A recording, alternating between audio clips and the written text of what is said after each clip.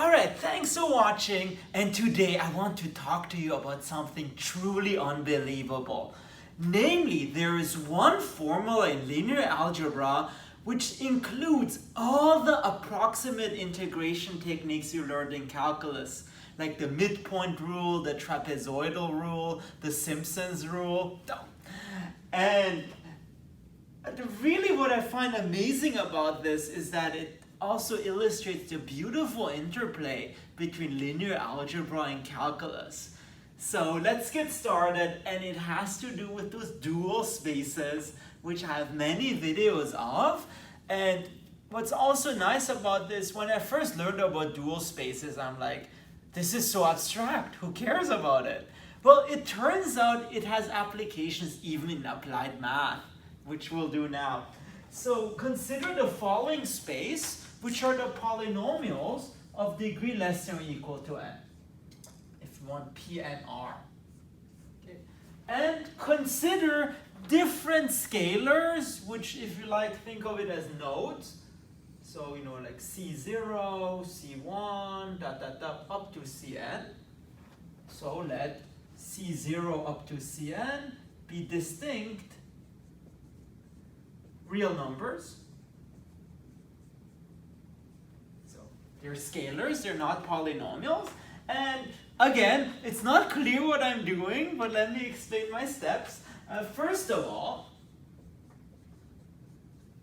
since we're talking about dual spaces, and in case you don't know, the dual spaces are any linear transformations from V to the real numbers here. So let's define some very specific ones. So define the following.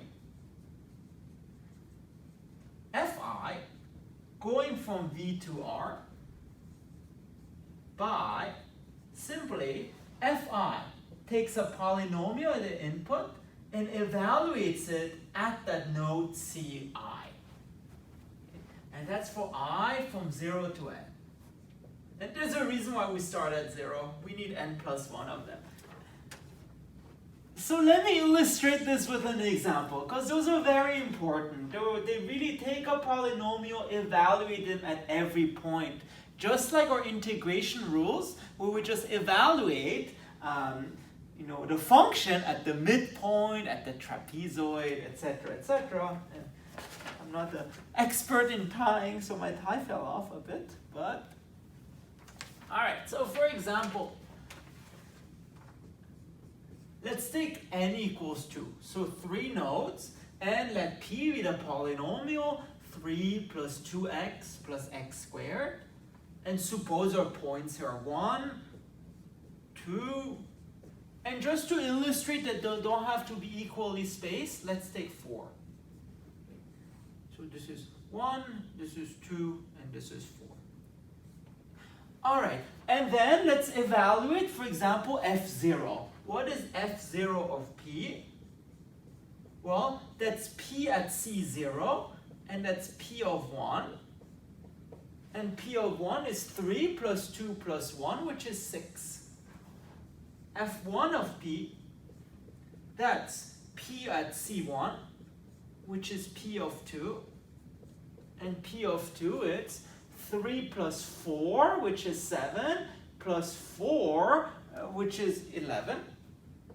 7, 11.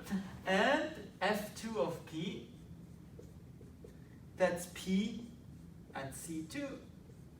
And that's P of 4. And so, which is 3 plus 8, which is 11, plus 16, which is 27. So again, what those FIs do, they take their polynomials and evaluate them at the nodes. And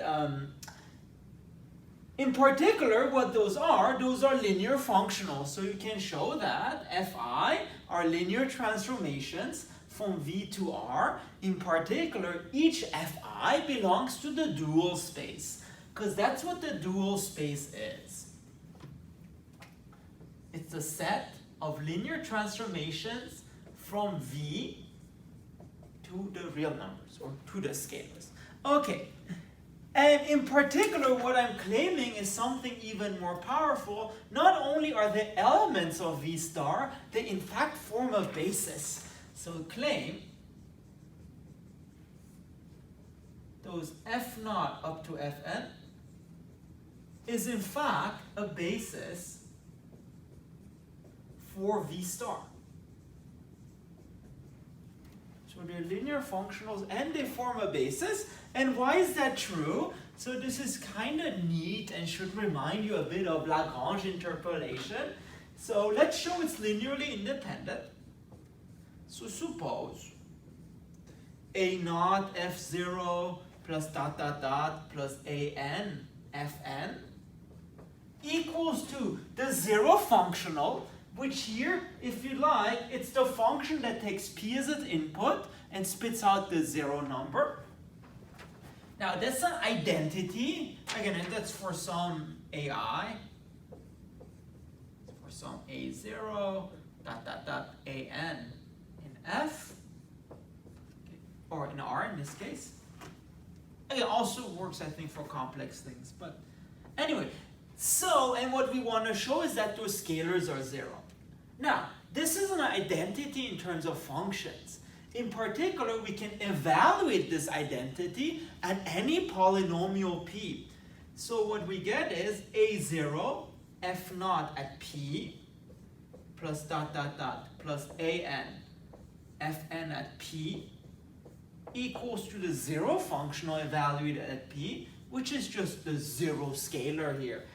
But now remember, what was the definition of all those things? It just says we evaluate P at each of our nodes. So A0 and P at C0 plus dot dot dot plus AN P at Cn equals 0. And here's what we would like to do. Again, we have complete freedom to choose whatever P we want. In particular, let's try to choose a polynomial such that it's non-zero here and then 0 everywhere else. Because then you would have A0 times, let's say, 2 plus A1 times 0 plus dot dot dot plus AN times 0 equals 0. And then you'll be able to conclude that the first coefficient is 0. And then with another polynomial, you can conclude that the second coefficient is 0. And so on and so forth. So, for example,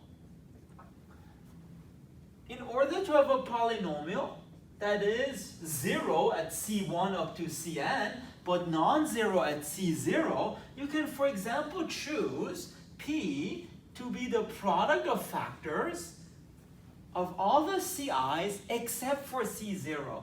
So x minus C1, x minus C2, dot dot dot, x minus Cn.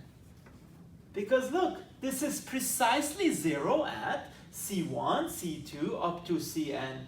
And it's non-zero at C0 because remember all those things were distinct.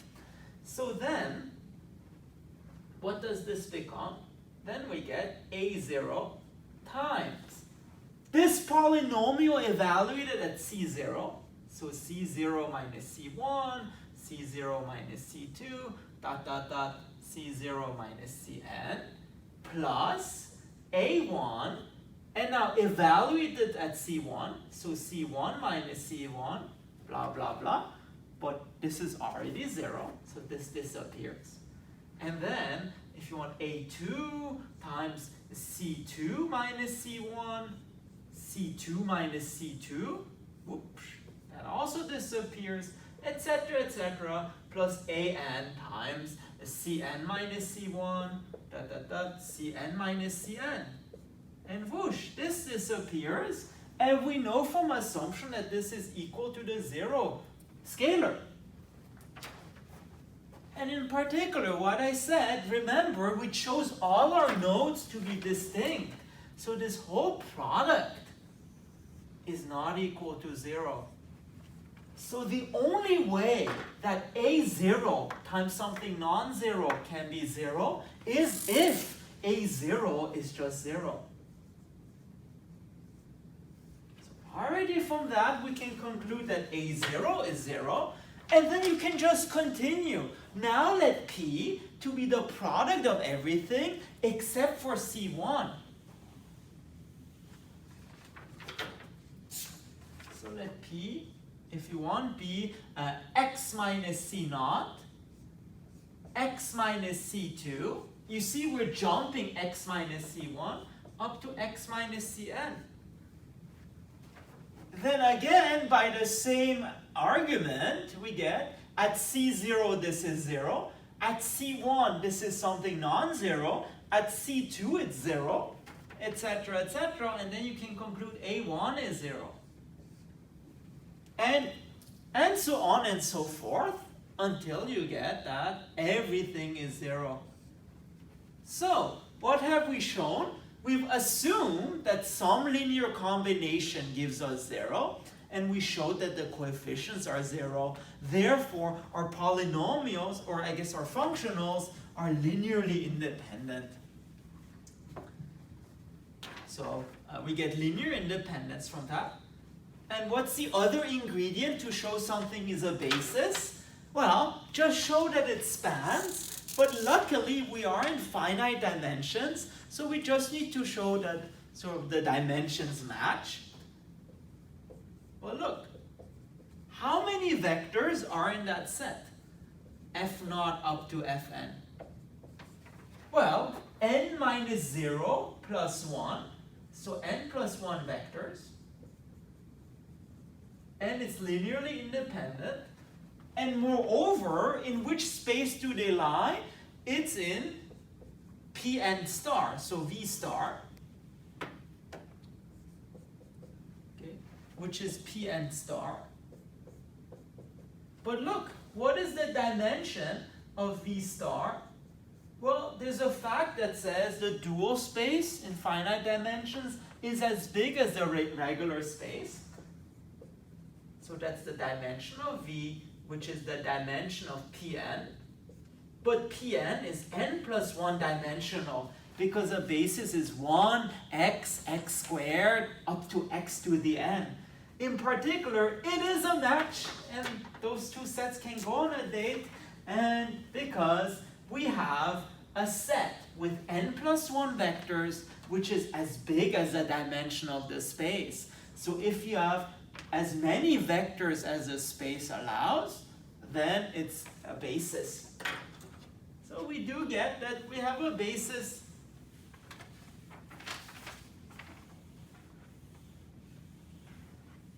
So this set is a basis, and now let's see what we can do with that. So F naught up to Fn is a basis for a dual space. All right, and then next step. So it turns out using this basis, we can write, let's say, we can find very nice polynomials because those are functionals which take polynomials as its input, and it's kind of very abstract and very weird. But now we can use a little bit of theory, which I have covered in another video, that says if you have any basis for a dual space, it turns out it's a dual basis. So, fact, in another video, every basis, and I'll explain what a dual basis is, every basis of V star is the dual basis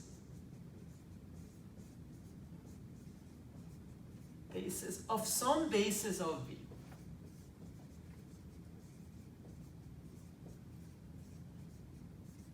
And it's beta of V. So in other words, there are polynomials such that if you apply the ith functional to the jth polynomial, it gives you either 1 or 0. So in particular, there exists beta, which is a basis for Pn. So a subset, I guess, if you want, such that beta star, which is our original basis, F f naught up to fn is the dual basis.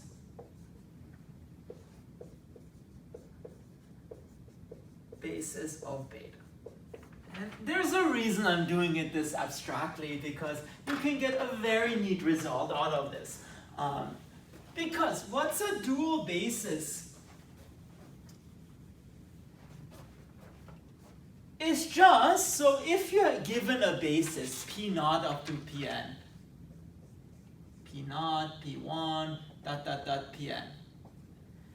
Then, as I said, what this dual basis does for every fj, so that's pj if you want, that every fj has the following values at p naught up to pn, namely fj at pj, that's 1, and fj at every other polynomial, that's 0.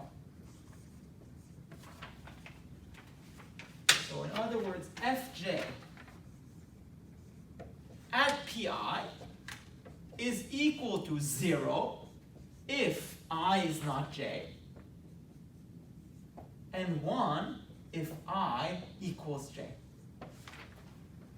And the cool thing is, usually you're given the polynomials and you construct your functionals in that way, but the beautiful fact is, it has to do with double duality, that if I give you any basis for your dual space, you can actually construct those polynomials such that this is true. And here's the consequence, because what is fj of pi? All you're doing is you're evaluating pi at the jth node. In other words, what you've shown is that you can always, given any set of nodes, you can always find polynomials that are 1 at precisely one node and then 0 everywhere else.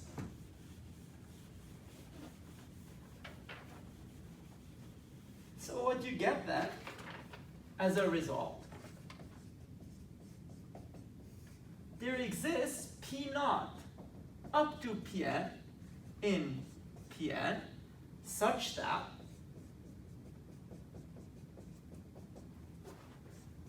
if you evaluate pi at the jth node, you either get 1 or 0. So it's 0 if one j equals I, and it's 1 if j equals I, and 0 if j is not equal I. So just as a little picture, again, I've been wondering where the good marker was, but now I find it. So in other words, if you have nodes C0, C1, let's say Cj, and then Cn, then you can always find a polynomial, pi, or I guess pj, such that pj is 1 here, and then 0 everywhere else.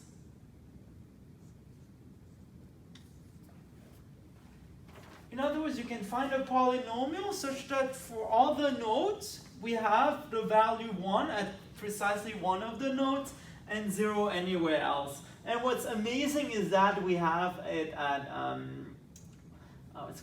we have nth degree polynomials. So maybe let me illustrate that. For n equals 2,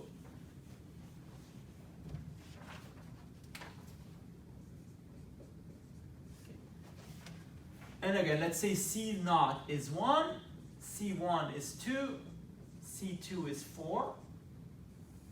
Okay, let's say 1, 2, 4. What this is saying is there exist 3 parabolas such that the first parabola is 1 at 1 and 0 everywhere else. Maybe look something like that. And the other parabola, so that's P1, the other parabola, it's 1 at 2 and 0 everywhere else. So that's P2, some weird thing. And the last parabola, let's see if I can my red marker, it's 1 at 4 and 0 at 1 and 2. So maybe it looks very strange, but something like that. Oh no. In particular, that's a bad picture. But and in fact, those exist. Those are called the Lagrange polynomials. So in fact, we have right now derived the Lagrange polynomials just purely from theory.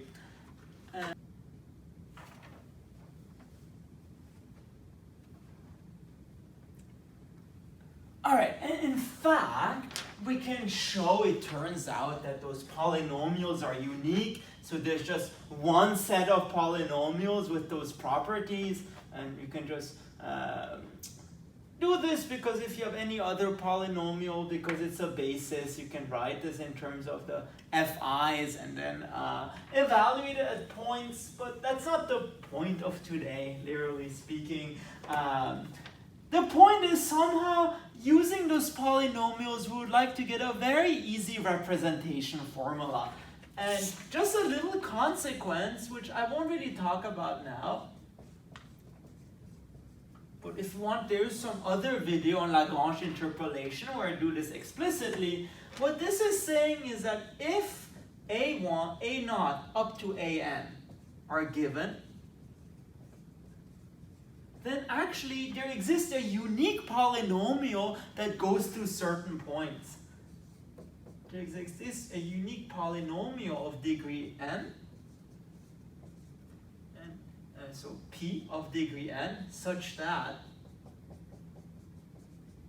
p of ai equals, or I guess p of ci equals ai, where ci are nodes. Namely, you can actually explicitly, you can explicitly construct that polynomial. P is just the sum from I, from 0 to n, of ai pi of x. So using those Lagrange polynomials, you can actually construct any polynomial that goes through specific points.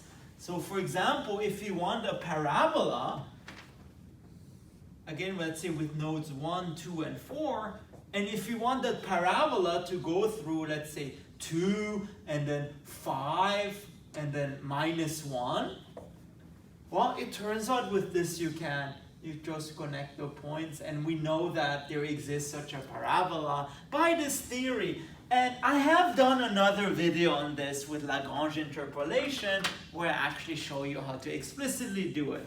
But this is not the point of today. The point of today is this, weird formula that gives us all the integration techniques all at once. So that was step 2, and now step 3 is, as I said, get some very nice representation formula. So, since beta is a basis, so P0 up to Pn is a basis, if P is a given polynomial, well, we can actually write P in terms of that basis. P equals to B0, P0 plus B1, P1 plus dot dot dot plus Bn, Pn. And the point is we can actually find those coefficients very easily. Because remember, what is P0? It's 1 at C0 and 0 everywhere else. So P, if you evaluate P at C0, you get B0, P0 at C0 plus B1, P1 at C0 plus dot dot dot plus Bn, Pn at C0.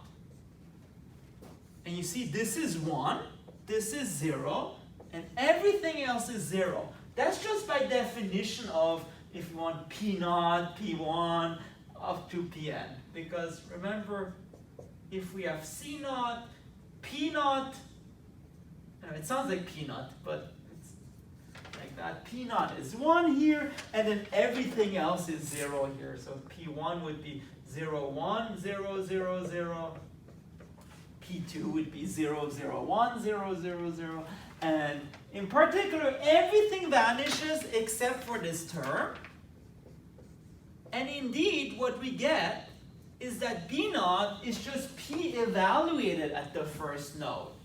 And similarly, if you evaluate that at C1, we get B1 is P of C1. And indeed, continuing up to Bn is P of Cn. In particular, what do we have? P, it's B0, P0, plus dot, dot, dot, plus Bn, Pn.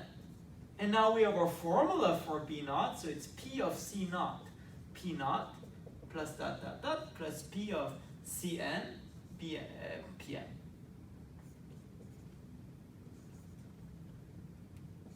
Which tells us it's actually very easy to decompose any polynomial in terms of those Lagrange polynomials. And if you know a bit of numerical analysis, you may indeed recognize this as the famous Lagrange interpolation formula. It's written very abstractly, but it's abstract, but it's also clean. Okay, and as I promised, let's now derive, and let's now see where all those numerical integration formulas come from. Because that's a nice thing. We know that P of x is the sum of those things. So basically, P of x, it's the sum from 0 to n of P of Ci times Pi of x. And now, let's just integrate, because the point of the numerical integration techniques is to integrate. So, let's integrate that from a to b. So, step 4. Now, P of x dx. Well, this is a constant, this is a sum. So, what this becomes, it's the sum from 0 to n of P of Ci, and the integral from a to b, Pi of x dx. And this thing, it's a fixed number. Let's call it di. You have to understand, the Pi's, they're those fixed polynomials, the Lagrange polynomials. In particular, they don't depend on P at all. It's really just this term that depends on P. So once you integrated the Lagrange polynomials, you have them forever. And what this is then telling you is that to calculate the integral of this polynomial exactly, all you do is you evaluate the polynomial at the nodes and you multiply them by those fixed numbers, which is a very easy way of integrating a polynomial.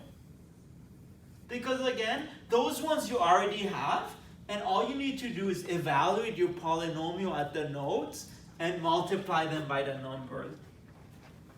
And in fact, this is the essence of all the numerical integration formulas, which just say to find a polynomial, to approximately integrate f, just evaluate f at certain points and take a sum and product of things. And indeed, we can derive a lot of the approximation formulas from this. Because so far, I assume that C0, C1, C2, they're just any kind of nodes. But now let's choose some specific ones. So in particular, let's choose the nodes from, Riemann integration. So suppose you have the interval a to b. Then let C0 be a, Cn be b, and then anything else are just those equally spaced intervals. So this is C1 and then Ci. In particular, let Ci be a plus I increments, so I delta x, which is a plus I b minus a over n. And let's see what this amazing formula becomes in that case. So, for example, let's do the case n equals 1. All right, so n equals 1. So, then we have the interval a to b, c0 and c1. So the point is, if n equals 1, the formula is trivial because for I equals 0, you just get a, and for I equals 1, you just get a plus b minus a, which is b. And there are no other ones because we only have 2 points. And in that case, what are our Lagrange polynomials? Well, p0 and p1. What we would like is that for p0, a polynomial, I guess here a linear function, because n equals 1, that is 0 at this point and 1 at this point. Well, just like I said, to construct it, you do x minus all the nodes except the first one. In this case, x minus b. And in order to have it, sorry, is that true? Yeah, and in order to have it value 1 at, sorry, oh, let me redo this.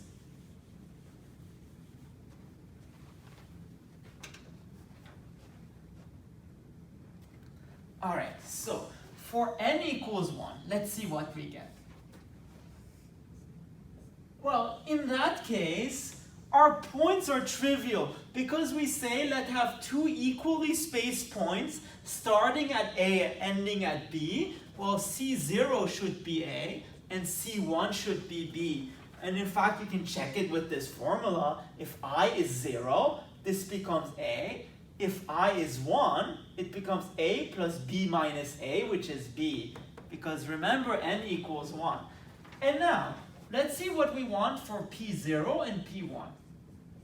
We would like a polynomial, in this case a linear function, because n, so the degree is 1, because n is 1. So we want a polynomial that is 1 here and 0 here. That's the definition of well, that's a definition of the Lagrange polynomial.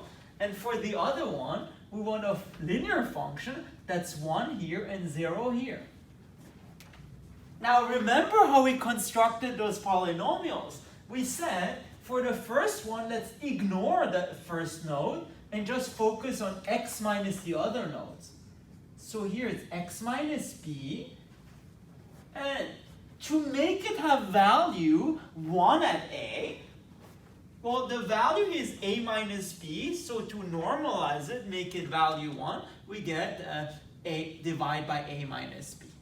So normalization in this sense, where the value is 1, and for p1, it's entirely symmetric, so here you ignore the first node and focus on the, you ignore the second node and focus on the first one.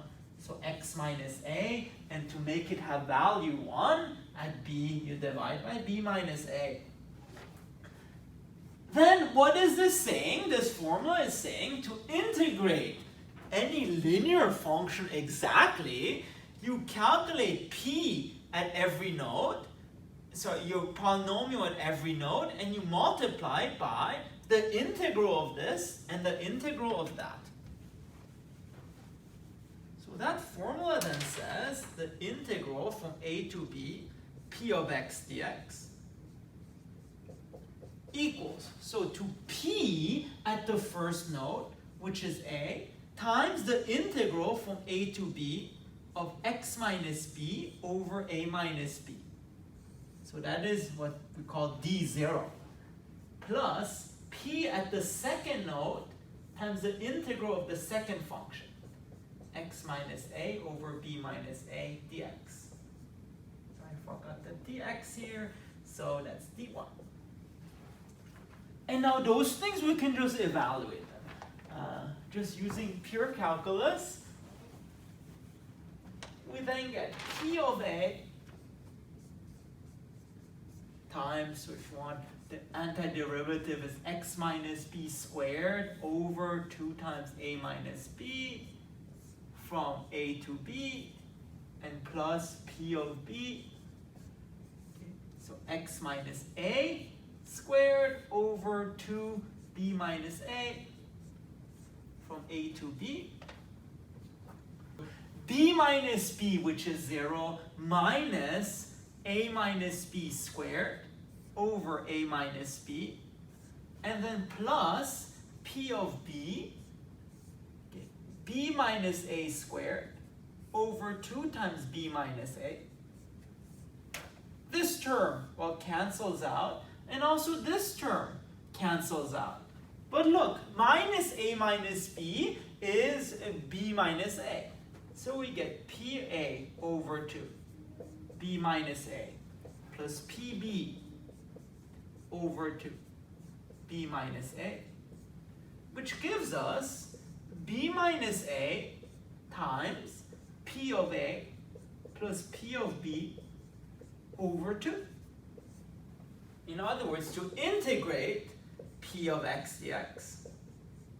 So to integrate, in other words, linear functions exactly, what do? You take the width, if you want, so b minus a over n, and you take the average of the left value and the right value. But look, this is precisely the trapezoidal rule. Because suppose our interval was a and b, and suppose we just have the whole interval, then p of b plus p of a over 2 times b minus a, it's precisely the area of this trapezoid.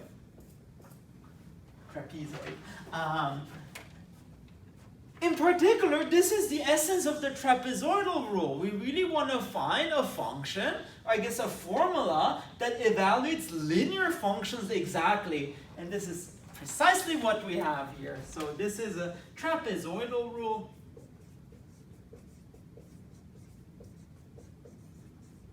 So that's already great. And what did I want to say? Well, of course, for the trapezoidal rule, we need to do it on each little interval, but the idea is that you just take the interval AB on each little interval and just sum everything up. So in other words, you replace a function by a piecewise linear function. And the cool thing is, if you do the same thing for n equals 2, then it turns out, if you do the exact same process, then you get the following law. N equals 2, then we get integral from a to b of p of x dx equals b minus a over 3. Okay. And let's see, what are the nodes here? We have 2 nodes. We have 2 points and 3 nodes. Well, the other one has to be the midpoint. So a plus b over 2. So what we get is b minus a over 3, f of a, plus 4 b plus a over 2 plus f of b, which you may recognize as Simpson's rule. Which makes sense, because what does Simpson's rule say? What if we can integrate quadratic functions exactly? And that's precisely what this is. And you can continue, you have even the, if n equals 3, so for cubic functions, you get the following formula.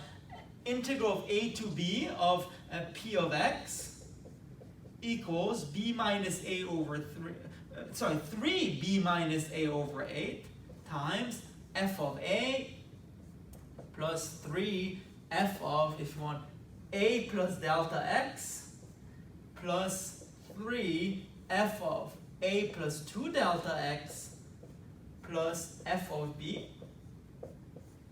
And this is, and again, we have 4 points now. So a, b, first point a plus delta x, second point a plus 2 delta x. And this you may recognize as the 3/8 Simpson rule. And And then you can just continue for n equals 4, you get, I forgot the Boole's rule, I think that's what it's called, and it's too horrible to write down. And in general, those are actually what's called the Newton codes formula. And lastly, I'm sure if I don't say this now, someone will comment on this. Well, what about the midpoint rule? Well, technically, it corresponds to the case n equals 0. So suppose you just have one point to approximate a function with, then really, I mean, there's nothing special about choosing the midpoint. You know, you could choose the left point or the right point and get equally good or bad formulas. But the idea is for n equals 0, those are polynomials of degree 0, which are constant polynomials. So the question is, how can you integrate constant polynomials exactly? Well, because they're constant, you can just choose p at any point you want. And in particular, why not just choose p at the midpoint? Just to get things balanced out, and then you indeed get the integral from a to b of p of x dx. It's something I think like b minus a times, I guess, yeah, times f of b plus a over 2. But again, you could really just choose any point, doesn't have to be the midpoint, because in the constant case, everything is constant.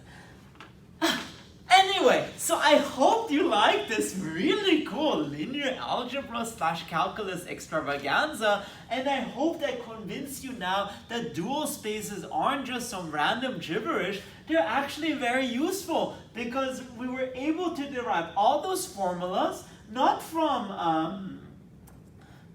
just from doing calculus, but actually just using our brain, you know. Sorry.